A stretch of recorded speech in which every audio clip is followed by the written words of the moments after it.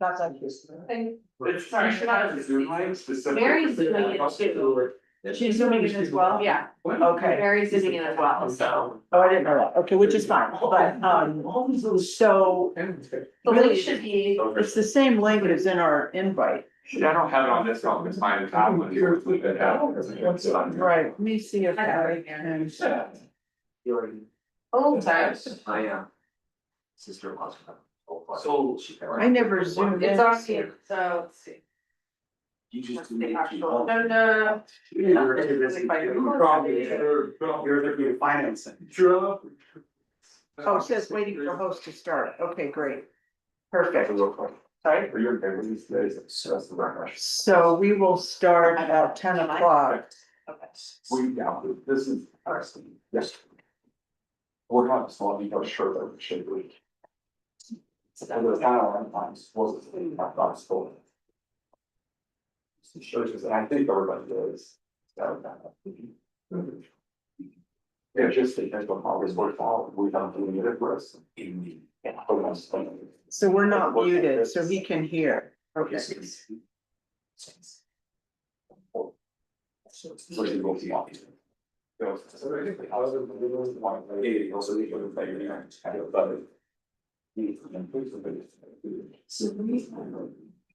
Such a city, we should be able to actually.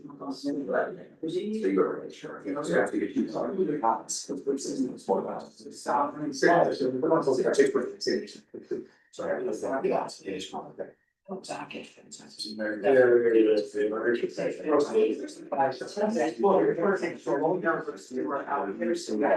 Be sure to get him in.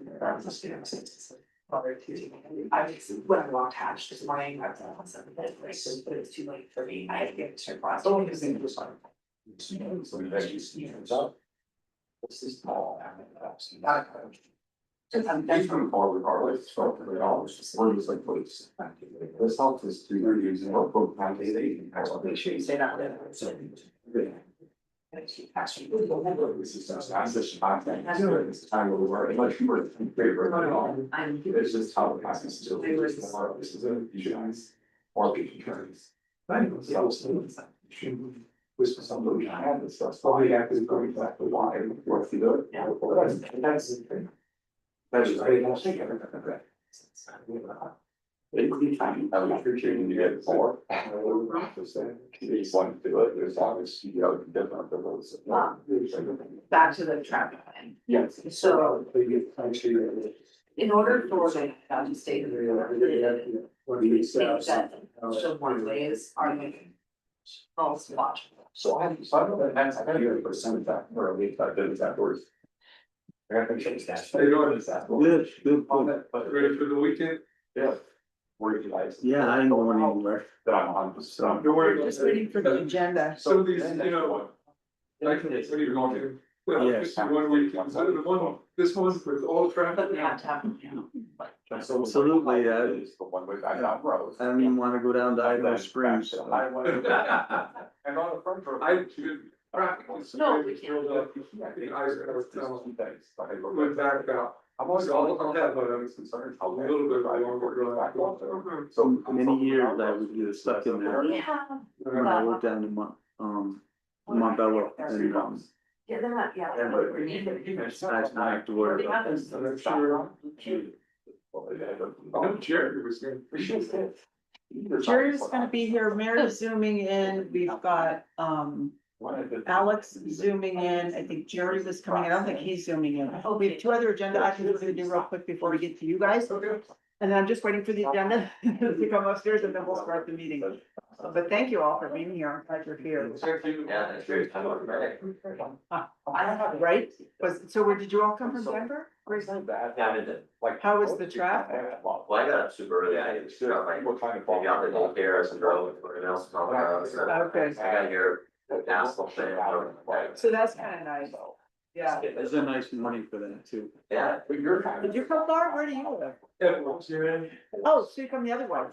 Yeah, you're gonna hit it going back. I already saw it here, what's building up people. Right. Unfortunately. I know. Running the show. Thank you. Hey, Jerry. We need it. Yeah. Get up. Sure, thank you very much. Just the article you said. Gary, I don't know if you saw it, but I fixed that. The producer hire. I think that'll affect title two. Alex actually. I can keep it. Oh, yeah. Alex is online. I didn't see any other. These are extra. I thought Yeah, we I got did it. before. We've got my email, obviously. But if we need to, I've got it right there. And I can Yeah. look at it, and I got a present. Yeah, I expect we can. Good thing, because we'll probably need to work through a little bit, but I think we're close. So we're we doing this first, this grant application, before we get into the prop one? You're running that, you can do whatever you want. But I don't even see it on here. Like, you just add it in. So can we add it to this special meeting? Yeah.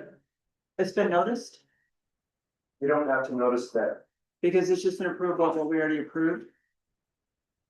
Wait, is that the Prop 123 or something? No. The resolution for This that is the grant. resolution for the grant, so all I have to do is sign it. No, I just have to say, we're gonna add this to the agenda, Okay, and then everybody says, yes, we will add this to the agenda today. right?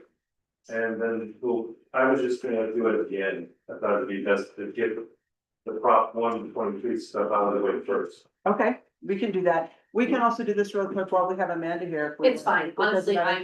I'm Okay. not concerned about those things, so. Okay, that sounds I'm good. So working for that. we will call this meeting to order. This is a special meeting of the Board of Selectmen. It is Friday, August 29th, and it is 10:04 AM. I will do a roll call. Mary Smith, is she online? You have to promote them to panelists, that's one of the things that happens, yeah.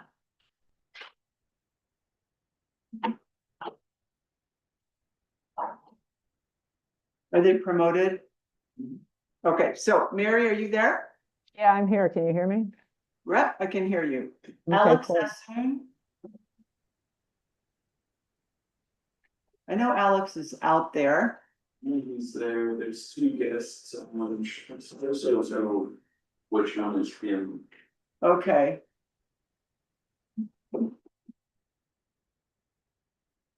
Here, okay, he just texted me that he's here. Okay, Rich Barrows, Here. Rob, Here. Colonel, Dwayne Kaczynski. Here. Amanda Cooper. Here. Okay, thank you very much. We have in front of us the consideration of Proposition 123 land banking application. The Centennial Opportunity Fund. George, really fast, if you're gonna add that onto the agenda, you need to do that now. Oh, I'm sorry. Thank you very much. Okay, and we are going to add to the end of the agenda, the final approval of resolution number 11, which is for the town of Georgetown to support the Colorado Tourism Office Marketing Grant application. Do I have a move to add this? So moved. Second. All those in favor? Aye. Opposed?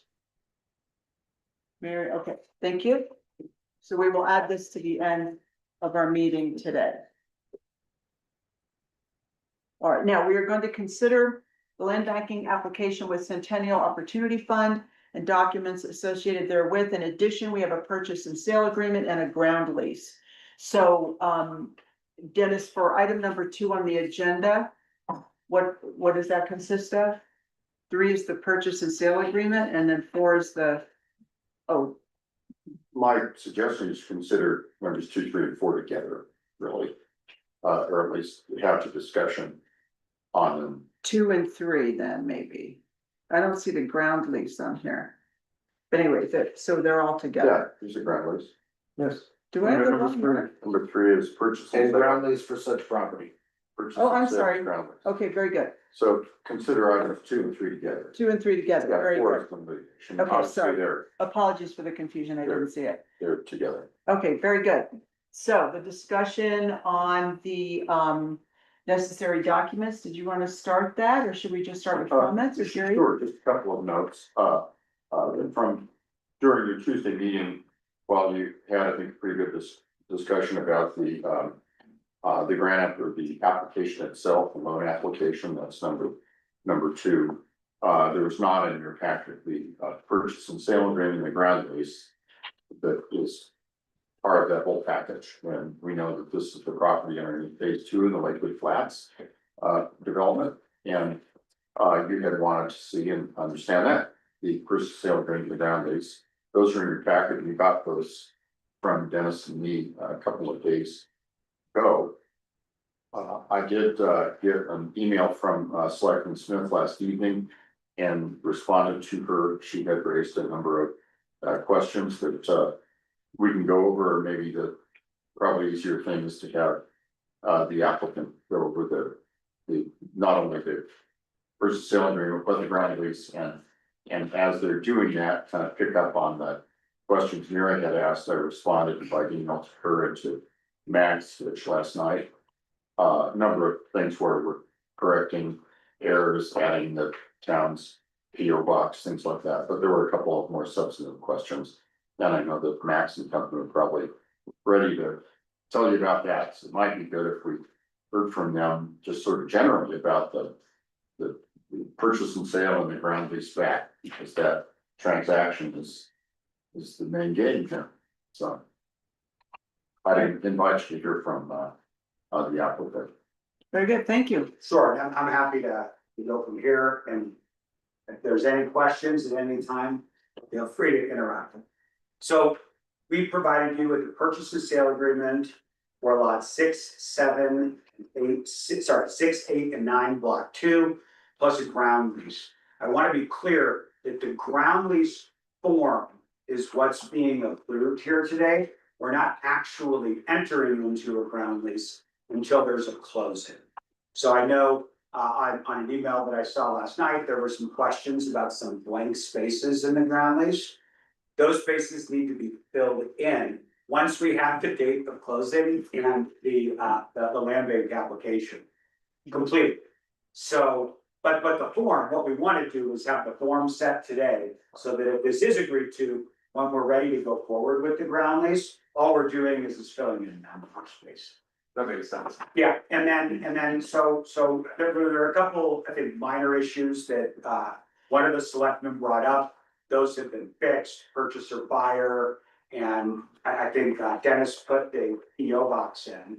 So those issues have been taken care of. With respect to the purchase and sale agreement, the way that I have set this up, and I did go through it with Mr. Dahl, and we added some town language to it, like indemnity language. And I forgot the allocation language for the pricing And non-appropriation. appropriation language. We've added that, but I guess in general, the way that this purchase and sale agreement is set up is it's $2.5 million for the city to buy these lots, 6, 7, 6, 8, and 9. The only way that the city buys this property is if it gets past its title review. So we will get a title commitment that the city will be able to review. It's okay with the title review. It reviews the land bank documents, which will be the grant form and the covenant that will be recorded on the property that will restrict the property according to the land bank requirements for low income housing, and the town receiving $2.5 million from Chapel. If all of those contingencies are met, then the town goes through, and whoever's familiar with real estate settlement sheets, the way that this one will look is the town will have 0 in its column. The town should have no costs whatsoever. The Centennial, who is the seller of this property, will incur all title costs, all recording costs, all land bank costs, the commission. I know there was a question about who pays the commission. The commission is paid directly from the proceeds, but instead of but they're gonna be paid from Centennial. So again, the town shall have a 0, or it should have a 0 on that settlement sheet. It will come out of pocket, nothing for this transaction.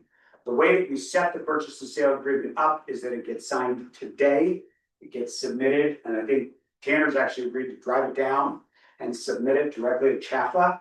So if we're ready to have it, hopefully we can get it signed. And then, but the way it's set up is to move relatively quickly.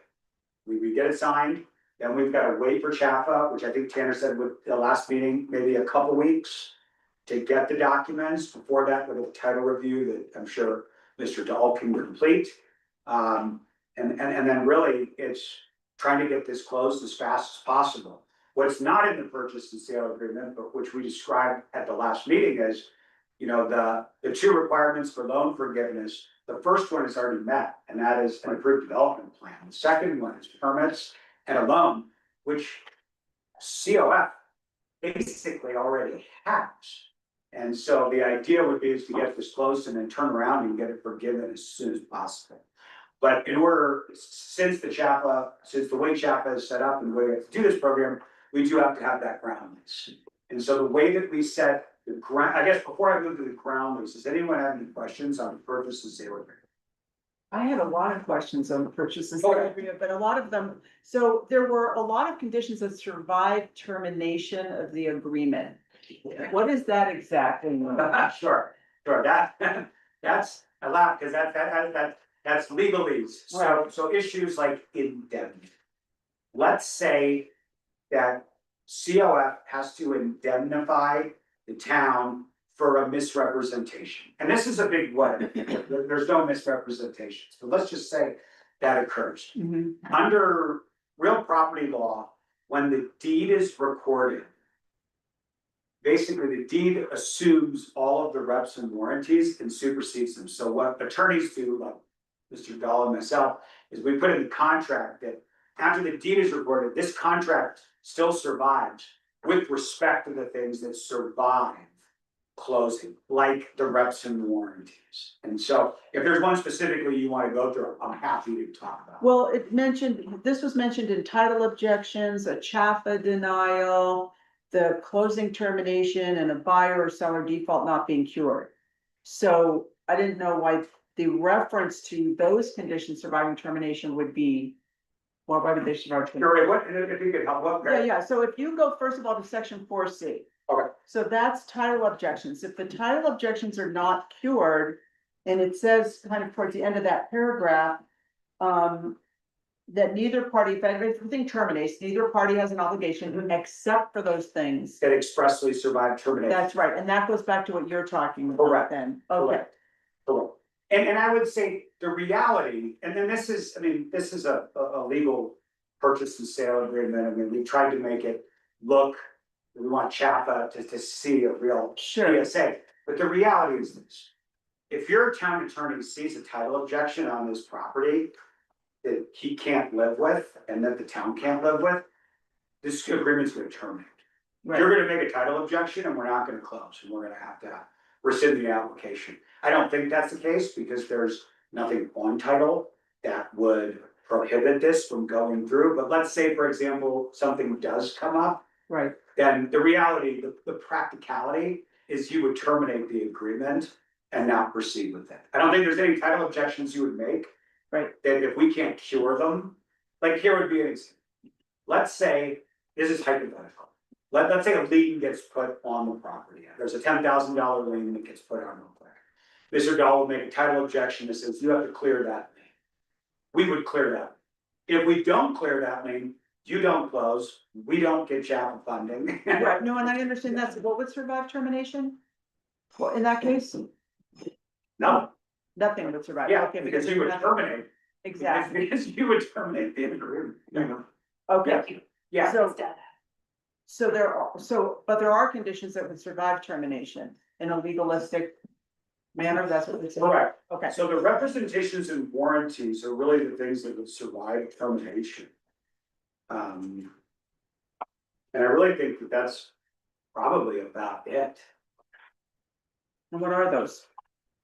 Well, so let's say, for example, there is a misrepresentation that COF could sell the property to. Or the COF is a limited liability. Yeah, And again, we're talking in like the outer space of things that could possibly occur. But if that were to occur, then you could still enforce that representation and warranty against COF. okay, Now, of course, let's be practical also. You're gonna have a title insurance. right, So your title insurance policy is gonna insure So I would say this, I suppose if that language makes you uncomfortable, I'd be happy to strike. I just wanted to understand it, and I'll leave that to Jerry as to whether or not it's strikeable. I just wanted to understand what did survive. The other question I had was about inspection deadline. I didn't see it defined. It's in section 4D2 is referenced as a definition of an inspection deadline, but I didn't see any definition of what the inspection deadline Yeah. is. No, I got it, yeah. Yeah, So yeah, the inspection deadline is defined on page 3, as it's through the CHAPA approvals. okay, so CHAPA that's, approval, so here's what I've done for Okay. you, ma'am. Yep. I'm giving you the ability to terminate this agreement all the way up until the CHAPA documents are finalized. okay, So if you don't like the restrictive covenant, let's say, right, and let's say the restrictive covenant says, and it's not gonna say this, but the town has no authority to do anything with respect to this property, you can say, okay, fine, we're terminating the agreement. okay, Cause what I've done in the real estate agreement is I've given you ways to terminate. yes, And absolutely. we have to have those. And it's, again, this is a weird agreement where it's not a traditional real estate purchase agreement. Where you, as the buyer, are gonna conduct a full scale investigation of this property to make sure you can develop a property. You're not doing that. Right, You're just holding it for the chapel hold period. right, Yeah, so, so that's what I've done. So I've defined inspection. You can terminate for any or no reason, all the way until we have the CHAPA approvals, which are the date when we all approve the CHAPA documents. oh, and everything is approved before that date. Oh, in other words, title's approved, the inspections have happened, everything has happened. Yeah, I mean, that all kind of runs contemporaneous with this, but yes. And then the last thing I had, there were references in here to the purchase price being adjustable. It can be adjusted. Correct. How could it be adjusted? So we would all have to agree on this, but and I guess, to be honest, the reason when I wrote this, we didn't have our FMV. We have our FMV right now at $2.5 million. Uh-huh, But my thought was, let's say the FMV came back at $2.3 million. Fair market value. Yeah, Okay. oh, sorry, sorry. yeah, no, that's The fine. fair market value, then CHAPA's not gonna give us 2.5 million, they're gonna give us 2.3. So I wanted to create a very easy mechanism for us to be able to say, hey, we're gonna change the purchase price.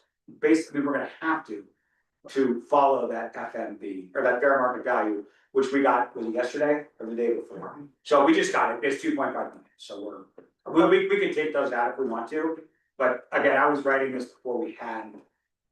To be honest, we're trying to work as fast as possible. Sure, no, I understand that, absolutely. I'm gonna leave it to Jerry's doing that. Yeah, so I wanted that to be just a part of it, is that we Right. could adjust it. Another thing that we put in here that might make no practical sense, but legal sense, has to do with if we have to do subdivision type on the property. Right. I don't think we have to do that, but Jerry and I worked on that to create a provision, so if we do, at least we all know how to do it. Right. Yeah. Yeah, thank you. And then on page 6, there's a lease and documents reference.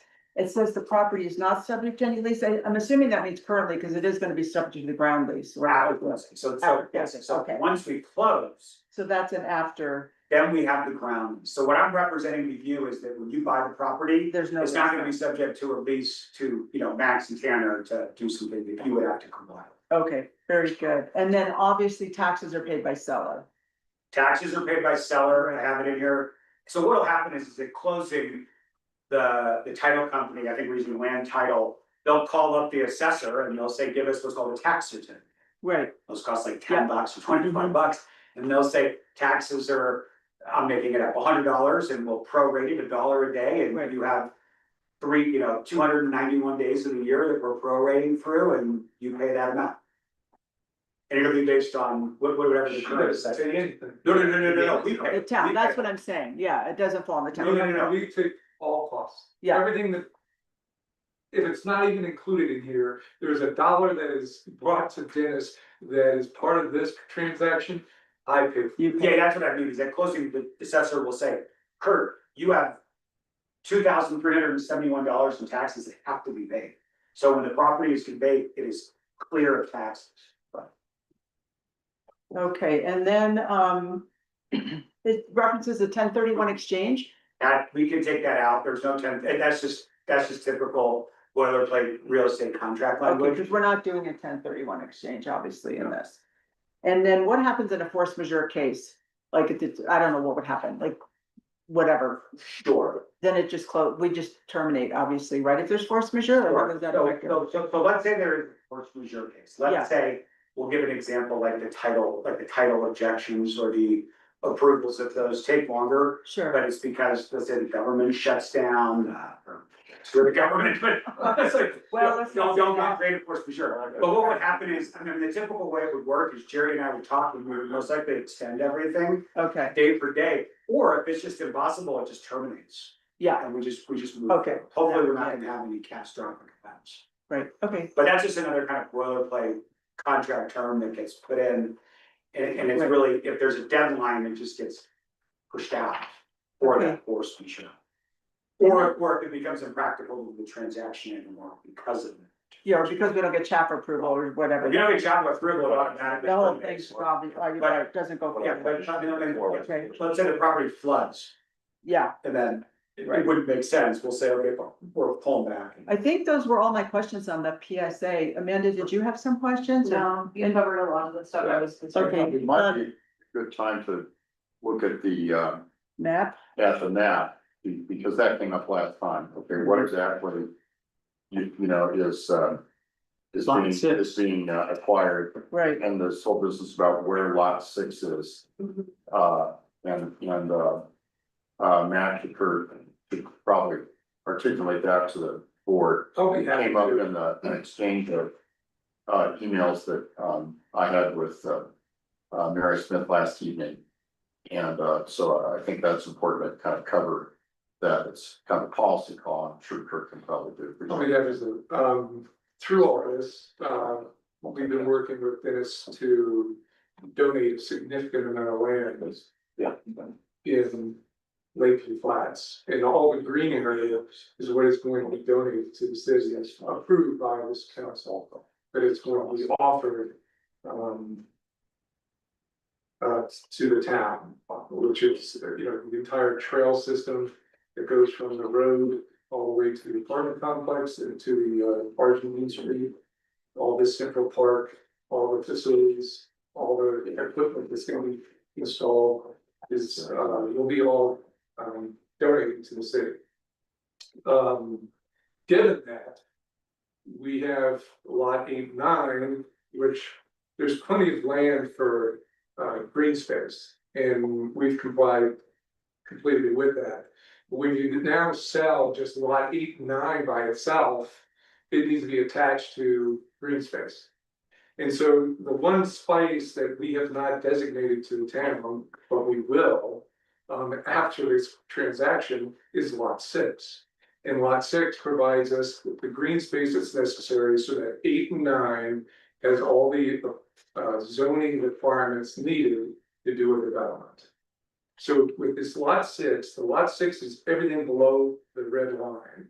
And so it actually is a strip across Argentine Street there. There is actually a strip of land, probably enough for parking or something like that. But the value of the property is basically zero. I talked to the appraiser, the value of that land was valued as parkland, because they knew that we were gonna put it as parkland, so they didn't put that in part of the appraisal. And so this is purely to just make it very clean. So if we do agree in the next month that the town is taking over these parks, that this property stands alone by itself. And it does have the green space, because clearly I wouldn't buy this if I didn't have the amount of land necessary to justify the 52 units that were built. Can I add, just because I think maybe the board, needs to be. Their attention needs to be drawn to the map a little bit here. Mhm. What you see on the map is the entire phase 1 and phase 2 of Lakeview Flats. That might not have been explained. The stuff that's on the left is built, that's the existing build. Phase 1 of Lakeview Flats, you see that up now, and that's not what, of course, was the subject of the purchase sale agreement and the ground lease. Then in the middle, there's that green proposed to be dedicated park area, right? Along the top, there's also more park, but of course, the donation is not in front of you today, that's information. On the right-hand side is the unbuilt, it shows buildings there, but they're not there. that's the phase two, that's where this affordable housing project would be built. So those are lots 8 and 9, they're gonna be subject to the purchase sale agreement and lease back. What Kurt's referring to is what amounts to your regularly shaped strip property all along the western side of the whole shooting match in between both phases and Argentine. So it's everything below Yes, this red line. exactly right, below the red line, that oddly enough. Yeah. Is lot 6. To the black dotted line. To the, yeah, to the, basically to Argentine Street. That's lot 6, you would normally think the lot's gonna be a rectangle in this particular case. It's all that kind of, I'll call it leftover, but all of that property that serves on the edge.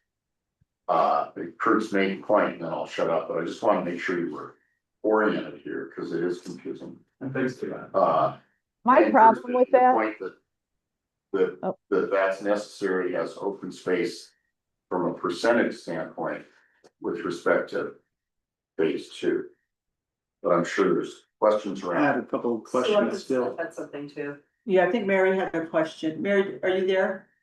yeah, one of my main concerns is the majority of lot 6 is already in the existing phase and doesn't, I don't understand why we're purchasing that when it exists for a different phase. Sure, so let me try to explain. So as you know, when you develop property, you have to have open space requirements. This town doesn't want properties built from lot line to lot line. You want open space. And so when we go to Chapa on this and we're saying, look, and you can see on this diagram, there's 1, 2, 3, 4, 5, 6, 7, 8, 9, 10 buildings that will all be subject to their restrictions. Those 2 parcels have to meet an open space requirement, and if they don't, then you have to put that open space on those parcels. So instead of having 8 buildings, you might only have 6 buildings, because you have to include that open space. Once we package 6, 8, and 9 together, now we've met the open space requirement to do this phase 2. And the reason, and it is weird, I would think of lot 6, and maybe I'm wrong, I would think of lot 6 like a tree lawn.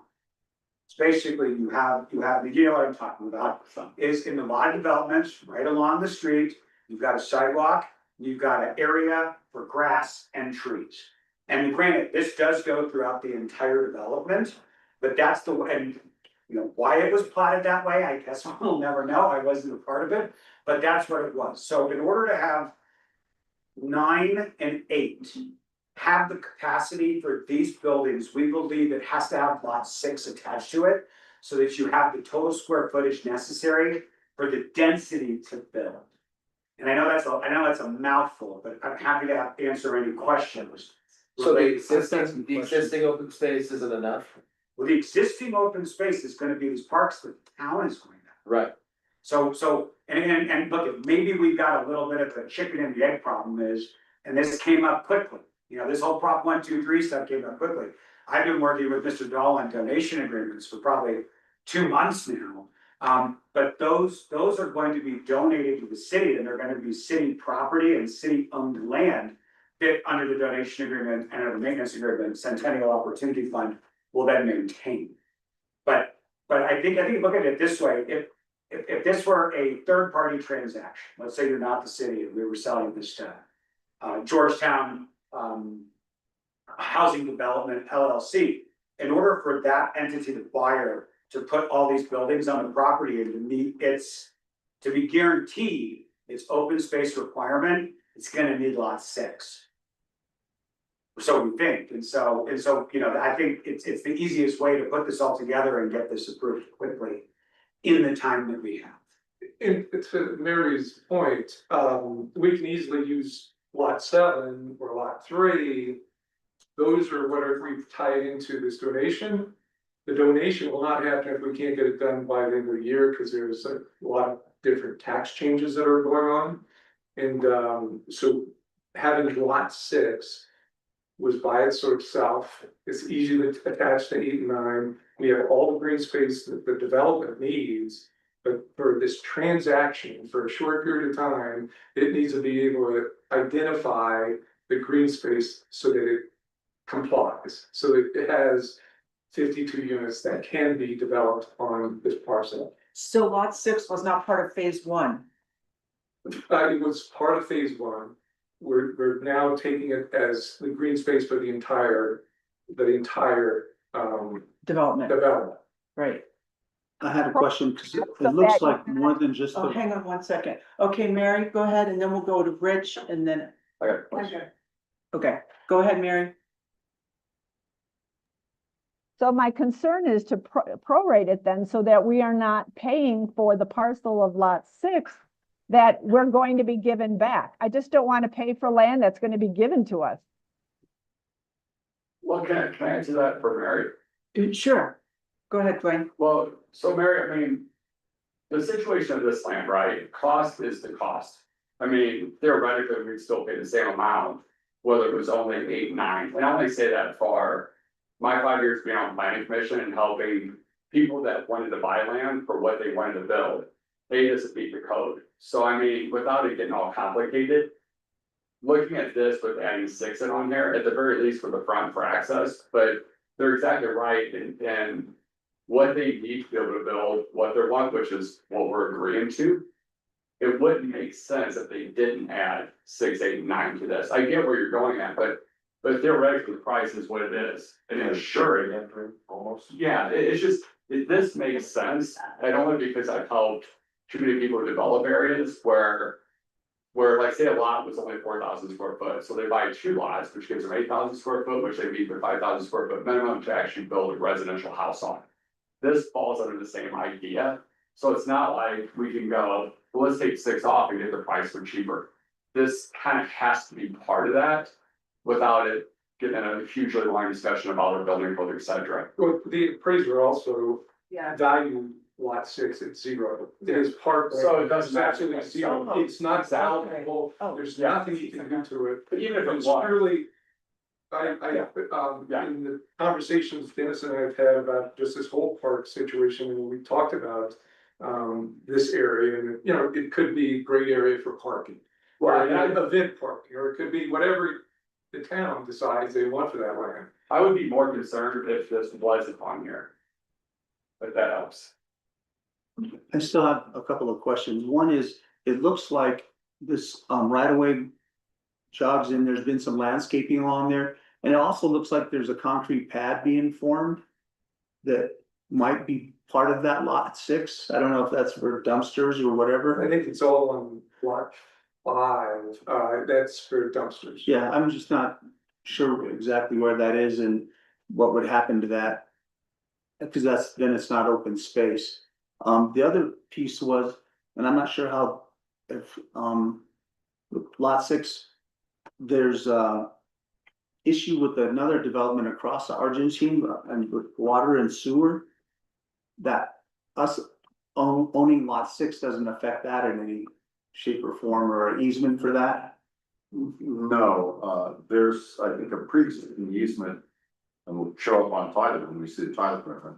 Pre-existing easement for service of water and sewer, you're right, to that kind of long isosceles. I don't get to say isosceles often. And I think I've heard that since the college. It's nice to have, it's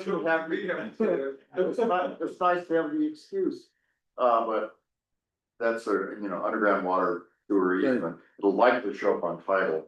Whether, I would say this, whether it shows up on title or not, if it does, I wouldn't have a title objection to it because it's a subsurface easement necessary. And it wouldn't be any Serve that cost to property. the town No, no. when that gets put in or whatever. Yeah, no, there's a separate agreement.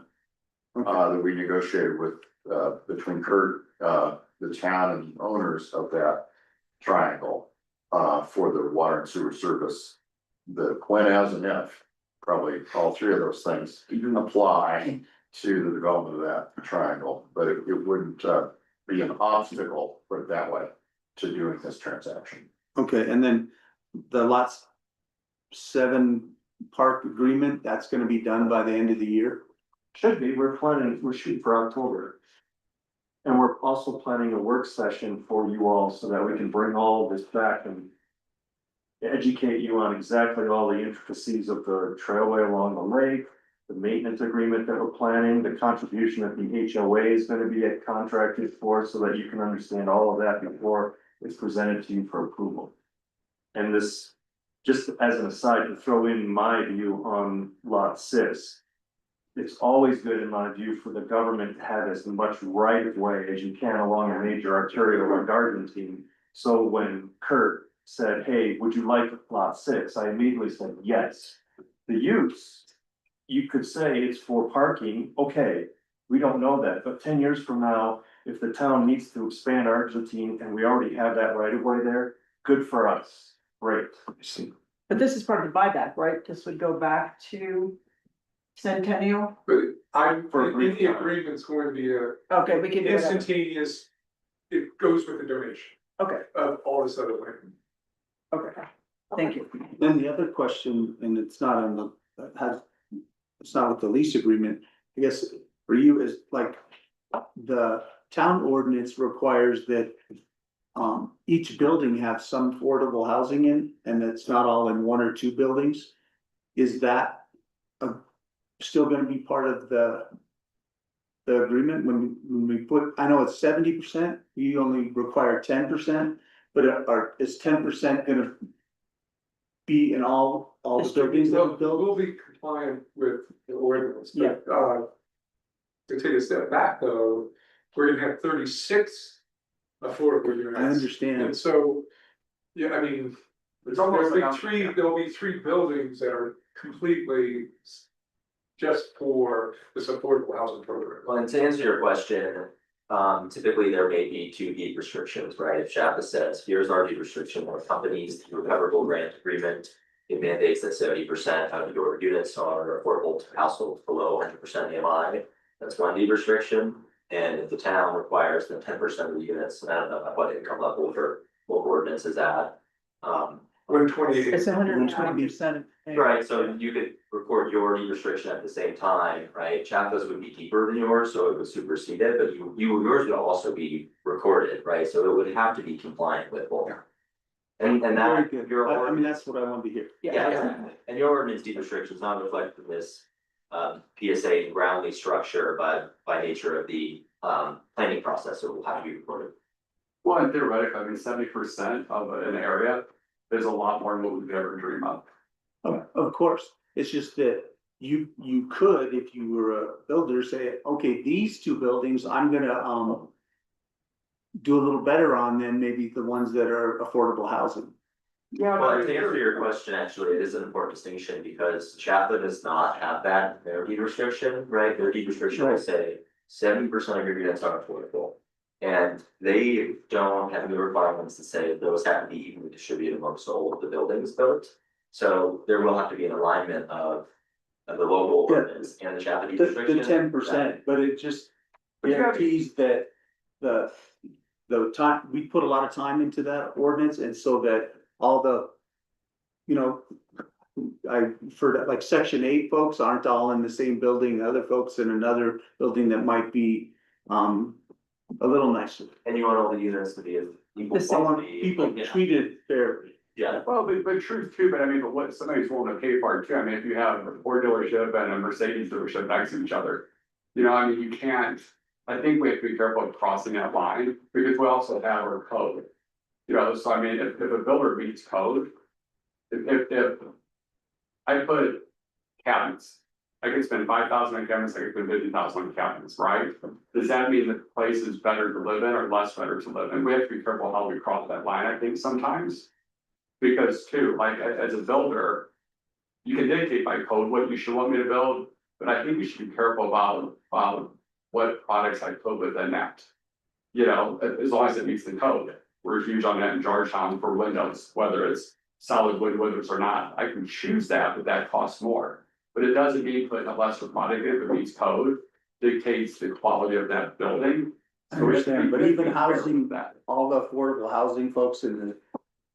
But then some of them will definitely be that way, but it still feels different. This If is you're- overall quality. True, Yeah. but I mean, but we also live in a place in Colorado now that is it fair if I put all the highest end stuff possible, then we have no affordable because the person can't afford that. Right. So how do we get there? As long as we meet code, you know, I mean, and as long as I have a place to live, does it mean it's different if I don't have gold on my walls?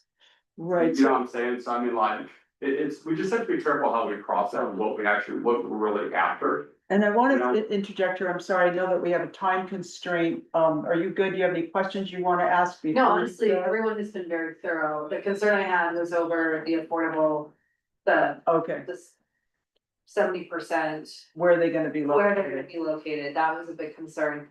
As with the, in regards to. No, actually, never, I think I'm okay. lot 6 still feels a little bit weird to me, but I understand the logistics of lot 6 in fact is basically zero. It has no. So, I respect that that's good for the town. Well, that's what's in the ground, actually. Yeah. In the intrinsic value is. So it has a monetary value ascribed to it, I think that's what I meant to say. Yeah. I was looking at some older maps, but this is good. Also, our design has already been approved by the DRC, we're not going to vary these buildings, I will say. The exterior is what has been approved, but we may convert these to townhomes. Two-story townhomes as opposed to just a condominium complex, so that it actually will be nicer, in my view, than what we originally were thinking about. Now, I do have questions from Alex Sassoon, for some reason he can't unmute himself, so I'll just ask those questions. Yeah. One is Denver has cut the Prop 123 funding. What happens in the event that Chapa is no longer in a position to close? Yes, the answer is the application terminates, but what then is Plan B by Kurt or the town? Okay, this is a really great question. So Governor Polis yesterday issued an executive order. Essentially recommending budget changes for the next legislative sessions. Legislative session will convene. Close March next year. And there's a really big budgetary deficit that the state has to deal with. One of the proposed solutions is by taking some Prop 123 money away. The good news is those changes wouldn't go into effect until next fiscal year, which would start July 2027. And so the money making funds in question are not at risk. And the other good news is the proposed reduction does not include any of the homeownership grants or subsidies. So we're still eligible for this land banking. These funds are still set aside for this project.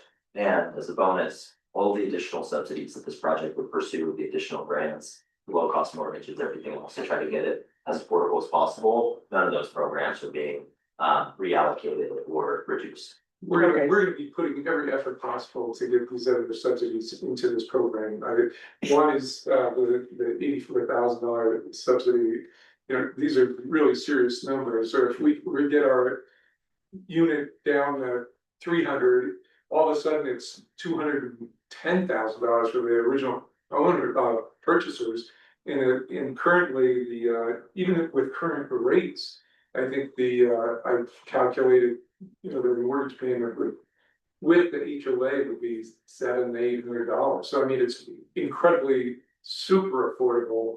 And I think then we're gonna have to be talking about, do you do a lot? After we get all the pricing, we get everything figured out, we're gonna have to talk about how you, as a town, want to distribute it, because I think they will be highly sought after if that's the price. No, also that, he's got two other questions. Did you have anything? No, I'm okay. Okay, so the second one, on any closing, there's a cooling off period, so how long is that until the ink is dry and the deal is done? Is there a cooling off period? I don't think so. Okay, I mean, if we sign the purchase and sale agreement today, we're under contract to sell and you're under contract to buy. right, But I guess maybe the cooling off period would be your rights to review title, to review the CHAPA documents, and if Right. those don't come in mhm, adequate to you, then you would terminate the agreement. I mean, our hope is that you wouldn't do that unless there is something catastrophically wrong with title, which will be a catastrophically a problem for us. And I don't think it exists because we're selling units and we look at title all Sure. the time. And the CHAPA documents, which I doubt are gonna be objectionable, but I suppose they could. But I mean, I don't think the CHAPA documents are gonna say the town can't do anything. Okay, very good, thank you. But Is that yeah, all his questions? Yes, He had a question about the. About the water. capacity, but this project was already. Oh, Yes. okay. in the, Figured in. yeah, It was in our previous Yes. plans, yeah. right, so I think we're good from Alex. Mary, did you have any other questions while we have you online? No, I'm good, thanks. Okay, Rob? Yeah. Dwayne, any other questions? I'm good, thank you. Okay, you're good? Thank you. Okay, Good. good, all right, thank you very much. I think our questions on the PSA. Are answered. so you want to talk the ground lease, all right, so the ground lease. And with the ground lease, again, there's holes in it that needs to be filled in for the dates and we don't have certain file numbers yet. We'll get those filled in. The idea is to get that form approved now. So that when we get to closing, Jerry or I are just filling in numbers. The way that I've structured the ground lease, especially from earlier this week's meeting, is I changed it from a 10-year term to a 3-year term. So that is going to require COF to meet that second milestone to get the loan forgiven or the grant forgiven within 3 years versus the 10 years. The program allows 10, but Kurt's agreed to do it in 3. The other part of the ground lease, I think that's just important to note, is that it is as we call it in real estate, a pure net lease, which means the tenant here, COF, pays for everything. The tenant has to maintain everything, they pay for everything, the city really has zero responsibility on this property during the term of the grounds. And so I know that an issue came up about taxes, I think Mary brought up a tax issue. And so, and Jerry, I agree with Jerry's response, but just for me to reiterate it for everyone, is that when the town owns the property, there's no taxes. But a ground lease is an interest in property.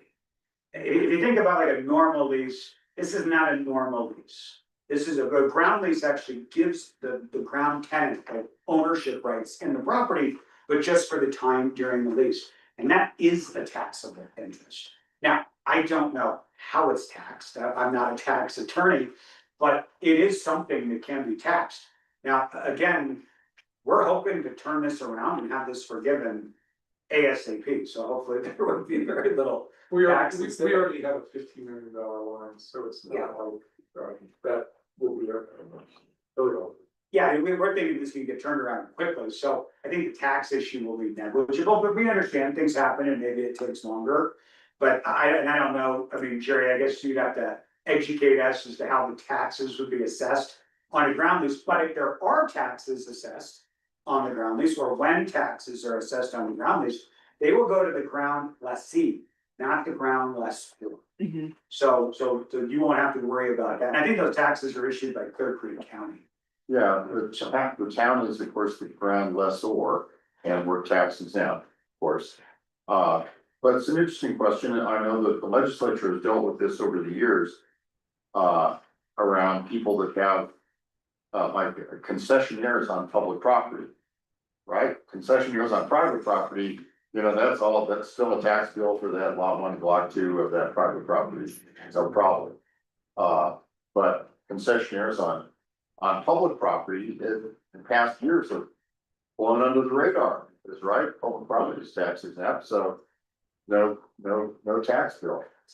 But the legislature, we need to wait for a minute. No, Alex just sent a question, I'm sorry to interrupt you, go ahead. The legislature has plugged that hole over the years, and there's a statute that specifically says possessory interests on property that's otherwise not taxable, which is exactly what this would be, are still taxable. Now, if I'm a county assessor, I don't know how I assess that ground lease for the 2 or 3 years, however long it takes for that to get constructed, but it's accessible. It's accessible to the owner of the lease, and the owner of the lease would be Centennial during that period of time. But unfortunately, it's not a money thing for us, and it's $4,000, so for that section, so we're not talking about a huge amount of money. Ready for questions? I'm ready for questions. Okay, Rich, did you have questions on the ground lease? No. Dwayne, no, of course I did. Only because there were some things I didn't understand. Okay, let's so- go through it. On page 2, 3B, lease year wasn't defined. I'm assuming obviously it's every, year in the lease term. So I was just wanting to confirm that. No, that's correct. Yeah, not a big deal. There was a little typo in A. This lease is intended to be a net lease, not an. That's like a little Oh, yeah. baby comment. I am assuming that in the insurance paragraph 8 on page 4, those amounts are standard and Jerry for insurance, that's typical Yes, stuff. I'm good with 1 million and 2 million. Yeah, okay. And then under 13, page 5, the entire agreement. I'm wondering if the PSA should be attached as an exhibit to the Well, this is an exhibit to the to the PSA. PSA, so they're linked that way. That's what I think. I mean, Okay. really, I would say structurally, the PSA has to be first. Because Right. this isn't effective unless we close on the PSA. Exactly, no, I understand. Okay, that was it. So just the and to an A? That's it. Okay. And then also, now, we have another question from Alex, and let me ask this. Define everything that tenant buyer pays, is that both internal and external? I don't know what that means, but I'll try to answer it this way. Okay, Under the ground lease, under section 3A. The tenant, COF, pays everything related to this property. So. Let's say there's grass and the grass needs to be mowed, Centennial pays for the grass to be mowed. If there's weeds on it and there's about to be like a fine for having too many weeds, Centennial pays for that. Centennial pays for the insurance, Centennial pays for the taxes, if any, Centennial pays everything. so I'll just respond that way to him. He's trying to get here, he's stuck in traffic, so he's been texting me his questions. I'll say that. Which way is he going? And he can't unmute himself, so I just He's said, "Don't coming. text me." Does So he was anybody- coming from Denver this time, Is he? so he was coming up this way, anyway, so that's why he's texting me questions. because- Yeah, no, I understood, yeah, and I know what internal and external means, I mean, obviously Okay. Centennial pays all its own internal fees and costs related to this. But when it comes to the property under this ground lease, again, pure net lease, absolute net lease means landlord pays nothing. Okay, very good, thank you. Any other questions? Mary, She's any on mute. questions on the ground lease? It looks like she's on mute, She is. I just see that red. Is this for us to unmute her or for her to unmute herself? I got her to unmute herself. So Mary, if you can hear us, definitely let us know if you have any questions on the ground lease. Let me text her.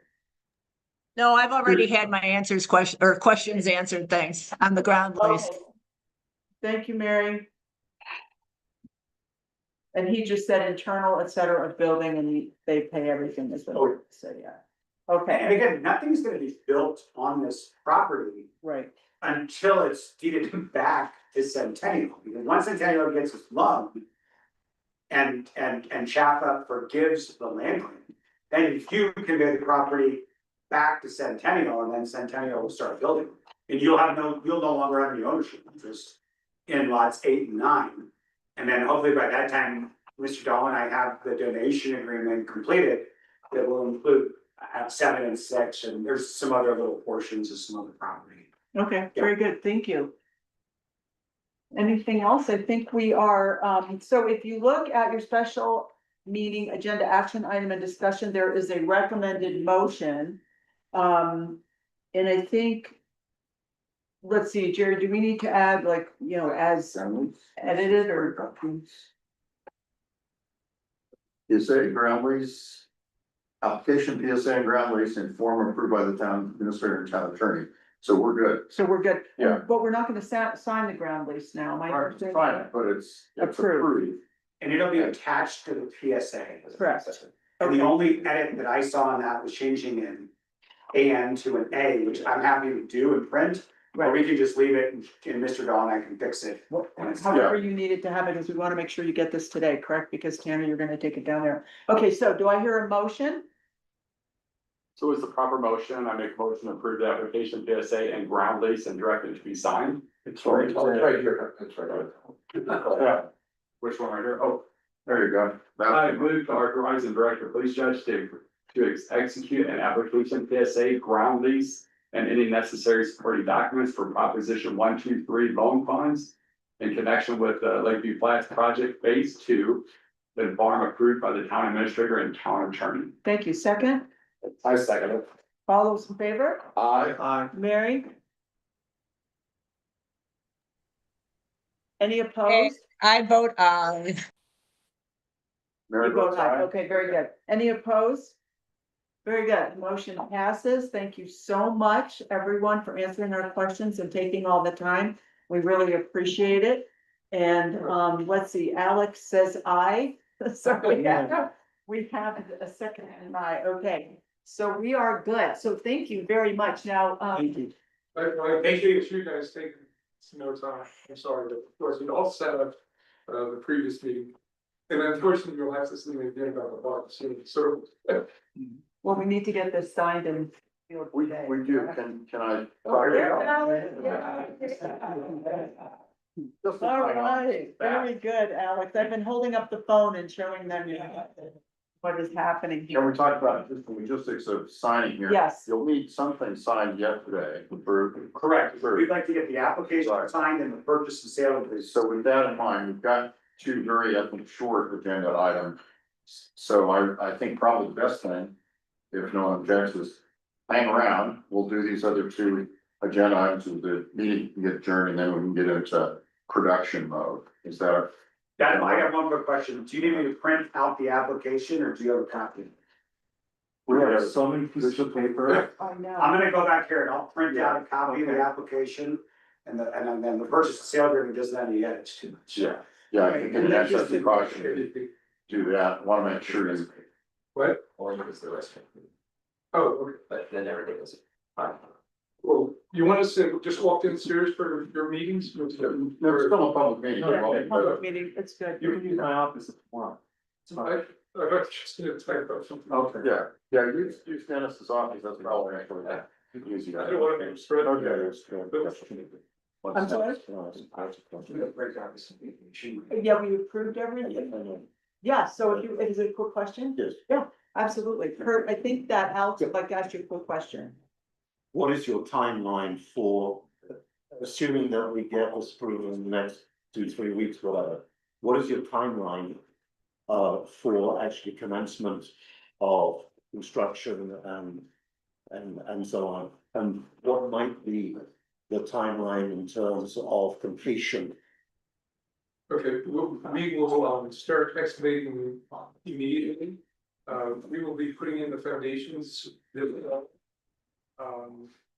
So I would say the foundations will be starting, somewhere like October. The boxing will start being manufactured in October, November. We probably won't receive those till December, January. So we'll have two buildings that are coming in immediately, those will go, then we'll go to the next three buildings. So the finish of the first two buildings should be. It'll take us, even on what we have out there, the first two buildings were completed by January, and we have the boxes arrived on site in August. So it's not using modulars, it really is a quick build. The infrastructure, a lot of the infrastructure is already set up in phase 2. And so I think, we're gonna be deeply working on it immediately. Right. And how much is weather going to impact you? The weather, Yes. since these are built, if we can find a couple days with, one, without wind, and two, it's not snowing, we already talked to the crane company and everything. I said, we can do it throughout the winter, so just whenever you need us, let us know. Right. And my last question, I'm sorry to be a little bit off pedantic, whatever. The designation type of building, I keep on hearing this word modular. I understand what modular is. You know, modular can be basically what I would define as being a caravan, the RV type things. Where does that impact any of the tenants and or purchasers getting mortgages? Oh, They had no problem whatsoever, and this is modular. There's not an issue, Fannie Mae, Freddie Mac, all approved modular construction. In fact, the state of Colorado is recommending modular construction, and for Proposition 123 here, there actually was a benefit for us to be modular construction.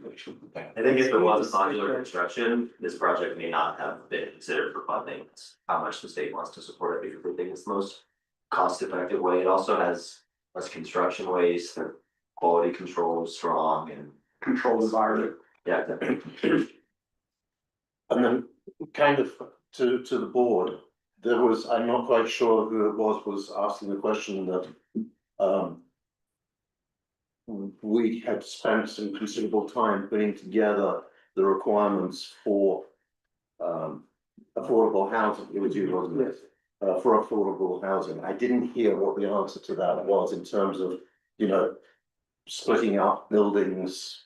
Basically, 70%, covering the majority of all that. it's very close. I mean, it's so much more than our code versus, I guess if you're worried that you're gonna have, that you wanna have one affordable place per each unit versus the 70% that we get. But to answer the question too, like with you, Rich, the thing of it is like on these buildings, we have to be built to code. So it kind of helps answer your question, Alex. Right. Like, as long as it's built to code, the funding's there. This isn't like Yeah. buying an RV. I mean, it has to be built to our code here, to Colorado code or whatnot. Modulars, as much as I still love traditional framing, it's in a controlled environment. It's just as good, if not a better product. What goes into those theoretically by code nowadays? You're only looking at the bare minimum, what your flooring is, what your trim is, and what your cabinets are. Everything else is being built to code. Already covers that anyway. And it's, So I mean, they're all gonna be built pretty much the same. Yeah, and we Yeah. actually, You're not gonna change it. what we do is we hire our own engineer.